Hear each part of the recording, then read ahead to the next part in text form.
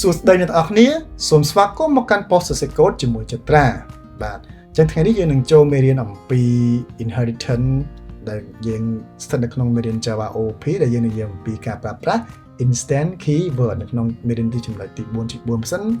បាទអ្នកទាំងអស់គ្នាមិនទាន់ follow ឬក៏ subscribe channel YouTube Facebook ហើយនិង Telegram ទេអ្នកទាំងអស់គ្នាអាចស្វែងរកវានៅក្នុង comment ខាងក្រោមវីដេអូនេះបានណាចូលមកក្នុងសុំទោះ comment ចូល comment ក៏បានឬក៏ចូលក្នុង description ដែលខ្ញុំសរសេរហ្នឹងទៅឃើញហើយអញ្ចឹងយើងអាចចូលទៅ link ហ្នឹងទៅយើងអាចចូល subscribe បានហើយបាទមកខាត់ពេលវេលាយូរឥឡូវយើងសូមចូលនៅមេរៀន inheritance ដែលការប្រើប្រាស់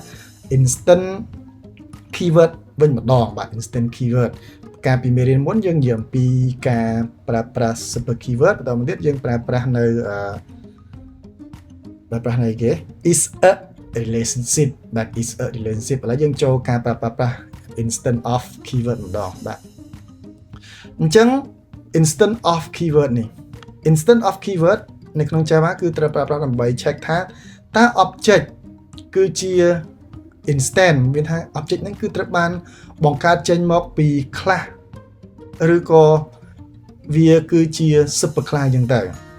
it return a boolean value អញ្ចឹងវានឹងផ្ដល់តម្លៃឲ្យ boolean ហ្នឹងមានថា true ឬក៏ false អញ្ចឹងគេថា true if the object is instance of the specific class or subclass and false otherwise អញ្ចឹងមានថាវា check មើល boolean ហ្នឹងគឺ check មើលថាបើសិនបើ object ហ្នឹងវាពិតជាកើតចេញពី class ហ្នឹងគឺវាបញ្ចេញតម្លៃពិតប៉ុន្តែបើវាមិនមែនជាកើតចេញពី class ហ្នឹងឬក៏វាមិនមែនជាកូននៃ super class ទេអញ្ចឹងវានឹងចេញតម្លៃ false ហើយឥឡូវឧទាហរណ៍យើងមើលអញ្ចឹងក្នុងវគ្គនេះខ្ញុំមិនបាច់ទៅសេកូដអីច្រើនណាឥឡូវយើងបញ្យល់តែមេរៀនបានហើយឧទាហរណ៍ class animal ហើយយើងមាន class dog ហើយយើងមាន class cat អញ្ចឹងយើងឃើញថាយើងសង្កេតឃើញថា class dog នេះគឺវា extend ចេញពី animal អញ្ចឹងមានថា dog is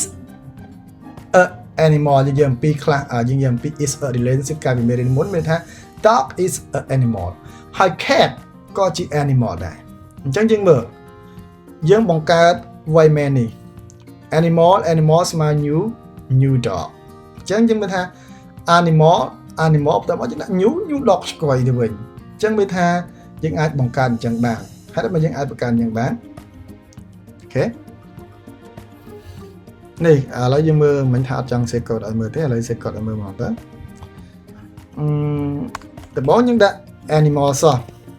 animal a ស្មើនឹង new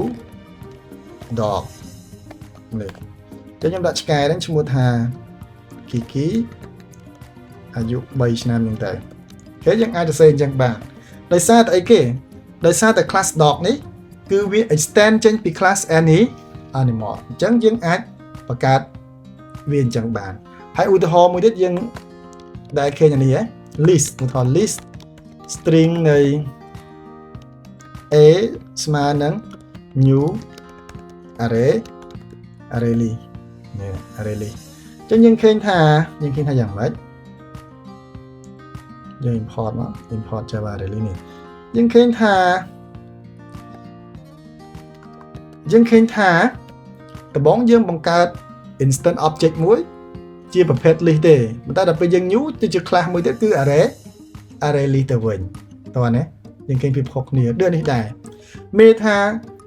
ហេតុតែមកយើងធ្វើអញ្ចឹងបានអញ្ចឹងប្រកាសជា array list នេះវា extend ចេញពី class list នេះដូចគ្នាដែរហេតុតែមកយើងធ្វើអញ្ចឹងបានមានន័យថាដោយសារតែ class dog នេះវា extend ចេញពី animal តោះណាវា extend ចេញពី animal ហើយយើងបិទនេះចេញទៅអញ្ចឹងកន្លែងនេះយើងអាចប្រើ feature របស់ animal នេះបាន animal ហ្នឹងមាន method អីមាន field អីយើងអាចប្រើបានអញ្ចឹងឧទាហរណ៍ a.age គឺជាអាយុមាន a.age យើងអាច set អាយុឲ្យវាថាម៉េច4ឆ្នាំអញ្ចឹងឬក៏បើយើងដាក់អញ្ចេះទេយើងទាញមើលទិន្នន័យវាបាទ so the dog age is ម៉ានយើងបូកជាមួយនឹង a.age មកនេះអញ្ចឹង a.age នេះគឺជា dog ហើយអញ្ចឹងអាយុវាម៉ានអីវាចេញមកឲ្យយើងហើយណាបាទឥឡូវយើងមើលមេរៀនយើងតទៀតខ្ញុំអត់ទាន់ compile ឲ្យទេគេថា animal គឺជា instance of animal បាទ ហើយ animal instance of dog ត្រូវទេ animal នេះអញ្ចឹង animal នេះគឺយើងស្មើ new dog នេះអញ្ចឹងហើយយើងមាន class cat មួយទៀតត្រូវទេមាន class cat ឥឡូវខ្ញុំបង្កើត class cat មួយទៀត class cat class cat class cat អញ្ចឹង class cat នេះវា extend ចេញពីanimal គណៈ extend ចេញ animal ហើយគឺវាមានត្រូវប្រើនៅ យើងប្រើនៅ public យើងបង្កើត constructor cat មួយសំទោសអត់ថ្មហើយសហការីសូមជួយដកថ្មមួយសហការីថតសហការីនៅកាមេរ៉ាមែនសូមជួយដកថ្មមួយបាទអញ្ចឹងយើងមានបង្កើត constructor នេះមកអញ្ចឹង string ណាហើយ string name in age ហ្នឹងមកណាអញ្ចឹងយើងមក super យកមកអូខេអានេះខ្ញុំបញ្យល់ច្រើនហើយអញ្ចឹងឥឡូវយើងបាន class cat មួយបាទ class cat យើងមាន class cat class dog អូខេតោះអញ្ចឹងយើងចូលមកមើលនៅក្នុង main app យើងវិញអញ្ចឹងយើងមានគេបង្កើត animal ហើយបន្តមកទៀតយើងមាន dog d ស្មើនឹង new dog ខ្ញុំដាក់ថាឈ្មោះថា dog true យ៉ាងមក age 4ឆ្នាំយ៉ាងមកហើយណាតាមទៀតយើងមាន class animal មួយទៀត animal អានេះខ្ញុំដាក់ d1 ចុះ dog 1 d1 d2 ហើយដល់នេះខ្ញុំមាន animal c1 អាហ្នឹង cat 1ស្មើនឹង new cat យ៉ាងមកអញ្ចឹង cat នេះឈ្មោះ kitty 1បាទអាយុ5ឆ្នាំអញ្ចឹងទៅតាមទៀតខ្ញុំមានយើងអាចបង្កើត cat c2 ស្មើនឹង new cat បាទ new cat ខ្ញុំដាក់ថា c3 c2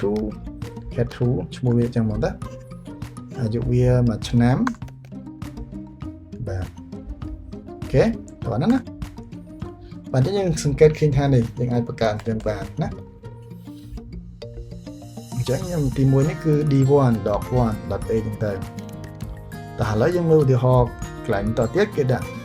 នេះមកចលីហូហែអញ្ចឹងគេថា animal is instance of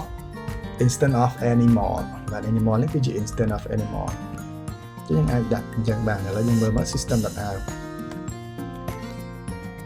so d1 is instance of any animal ត្រូវអត់ so d1 is instance of dog ត្រូវអត់វាគឺជា dog គឺខ្លះហ្នឹងវាថា instance ហ្នឹងគឺ object d1 នេះគឺវាកើតចេញពី class animal អញ្ចឹងបើត្រូវវាជា true នេះក៏វាត្រូវដែរគឺវា check មើលទៅគឺឃើញថា true this so d1 instance of cat